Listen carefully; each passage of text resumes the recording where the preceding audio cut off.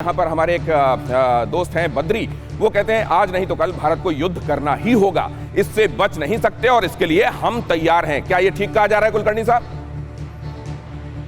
युद्ध होगा या अगर नहीं होता है तो बहुत अच्छी बात है, हमें तैयारी रहनी चाहिए और हमें ईद का जवाब पत्थर से देने की काबिलियत होनी चाहिए। चीन हर हमेशा जानता है इस बात को कि हिंदुस्तान सक्षम है और यही एक देश ऐसा है जो हमें टक्कर देने की काबिलियत रखता है और सारे लोकतांत्रिक देश मिल जाएंगे तो चीन की हार सारे लोकतांत्रिक देश अगर मिल गए तो चीन की हार सुनिश्चित है। अगला कमेंट, अगला सवाल हम देखेंगे यहाँ पर। वॉर इनएविटेबल है, बद्री ऐसा कह रहे हैं कि बगैर युद्ध के अब काम नहीं चल सकता। और यहाँ पर नितिन कौशल कह रहे हैं कि मुझे संबोधित करते हुए उन्होंने कहा है कि समय बहुत अनुकूल है और भारत ने विश्व के ज्यादातर देशों को अपने साथ कर लिया है। अब समय है कि भारत को पीओके और अक्साई चीन दोनों पर पुनः अपना कब्जा करना चाहिए। बहल साहब, ठीक कहा जा रहा है क्या?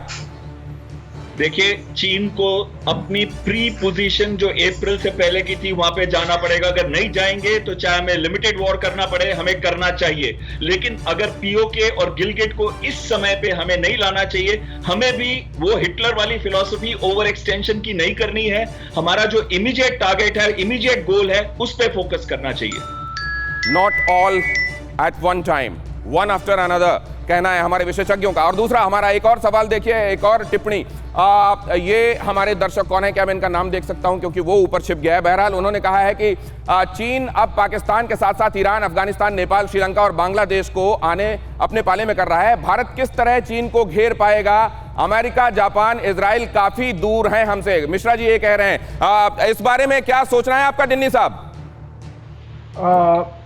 इसमें मैं दिनेश जी यही बोलना चाहूंगा कि डिस्टेंस कोई मान्यता नहीं रखता। आपने भी अभी बताया, जैसे यूएस का जो एयरक्राफ्ट कैरियर है, आप देखिए यूएस कहाँ पर है और वो अपना कहाँ पर आके अपना डोमिनेशन कर सकते हैं। तो यही मैं कहना चाहूंगा कि डिस्टेंस कोई मतलब नहीं है, कितने सारे लोग आज हमारे साथ है ये देखने की बात है। और जैसे आपने पहले बताया, आज तकरीबन सारे देश, पाकिस्तान और सिर्फ ईरान ऐसे कुछ देशों को छोड़ के तकरीबन सारे देश कम्युनिस्ट पार्टी ऑफ चाइना, मैं ये बोलना चाहूंगा, कम्युनिस्ट पार्टी ऑफ चाइना के खिलाफ हैं और इस चीज का हमें ध्यान हमेशा रखना चाहिए। कम्युनिस्ट पार्टी ऑफ चाइना ही इस पूरी धरती की दुश्मन बनी हुई है अपनी अंधी महत्वाकांक्षा की वजह से।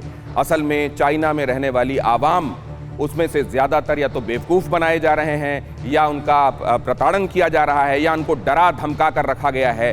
वहाँ के रहने वाले लोगों के दुश्मन नहीं है, लेकिन ये पार्टी, ये अंधा एम्बिशन रखने वाली पार्टी निश्चित रूप से इस पूरी दुनिया के लिए, पूरी विश्व बिरादरी के लिए खतरा है। आप सभी का बहुत धन्यवाद। और मुझे